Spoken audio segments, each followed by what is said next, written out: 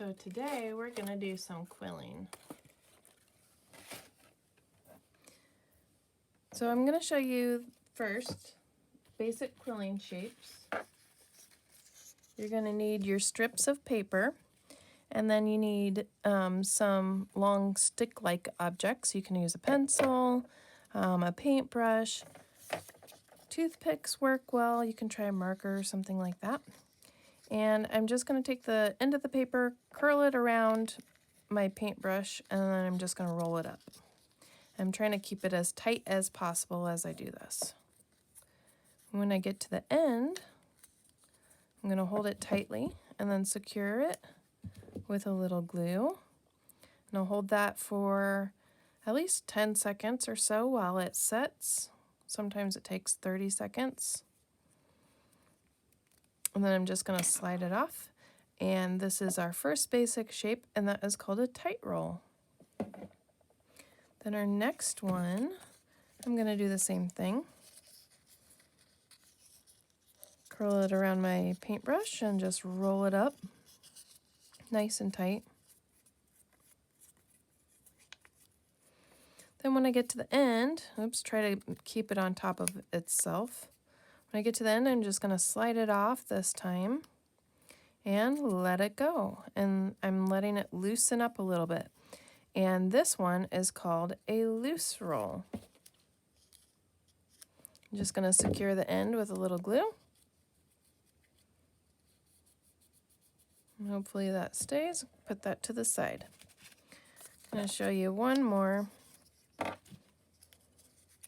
thing you can do here. You may want to have some really loose rolls. So if that's the case, and this is a little bit too tight, what you can do is you can just run your fingers down the side of the roll and then loosen it up. So that's a possibility too. I'm not going to secure the end of that because it seems like it's in pretty good shape on its own. Okay, so then using a loose roll, you can make other shapes. So if you just take one side and you pinch it, you can make a teardrop shape or a raindrop. If you pinch two sides opposite each other, you can make what is called a marquee, or I've seen it called an eye before. And you can also make a diamond if you pinch opposite sides and then turn it and pinch opposite sides again. There's a little diamond shape. And there are a bunch of other shapes you can make too, but those are some very basic ones. If you take your strip and you fold it in half, and then roll your paper up toward the center fold,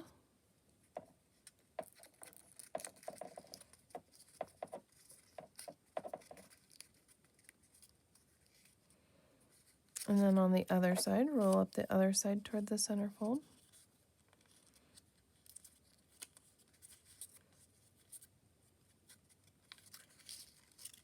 Then you can make a heart,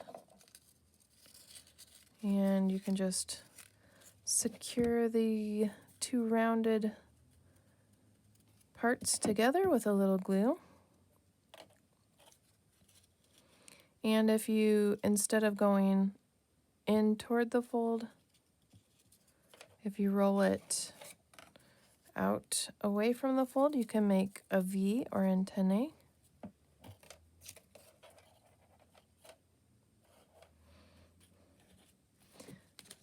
Simply by,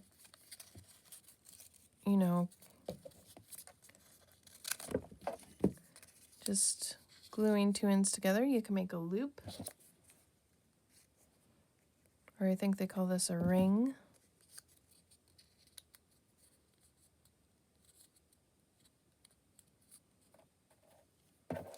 And then another shape is called a fringed flower.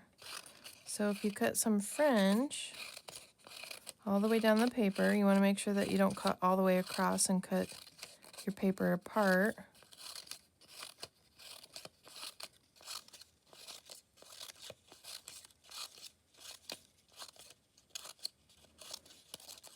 Try to keep your cuts even. I'm going fast, so mine are not all that even, but then you just roll this up. I think I'm going to use a bigger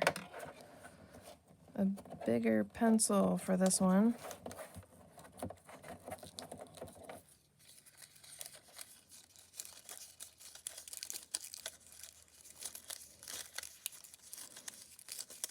All right, and then I'm just going to let that loosen just a little bit.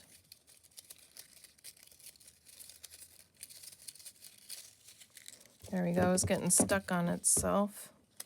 And secure the end with a little bit of glue.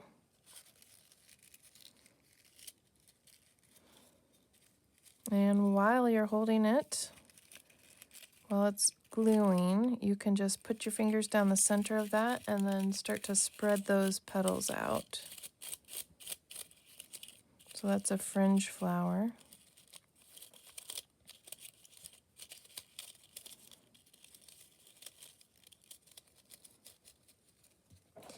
And another way to do that is by taking a wider strip and folding it in half lengthwise and cutting fringe on the fold. So this is the fold. I'm going to cut on here.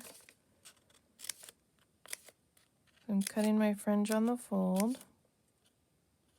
I'll make that a little bit better. You can practice doing different widths of fringe. You could do them really close together, your snips really close together. You could make them a little bit further apart and see how that makes the flowers look different.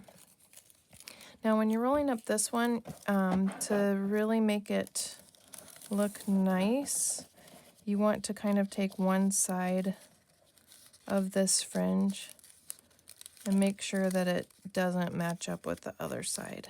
So you want it to kind of poof up a little bit as you're rolling. So if you get it crooked, actually it looks pretty good.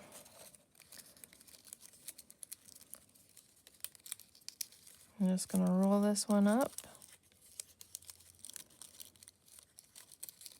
There, it's starting to do it. Yeah, it's nice and crooked.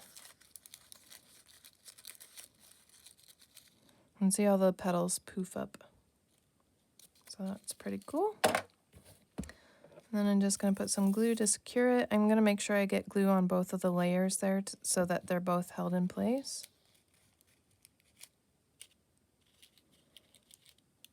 I kind of like the way that it looks sticking out really far like that, but if you didn't like it, you could certainly push it back down. And if you want it to stay sticking out like that, you might want to maybe rub some glue on, or like put some glue on the inside to hold that in place so it doesn't go back down.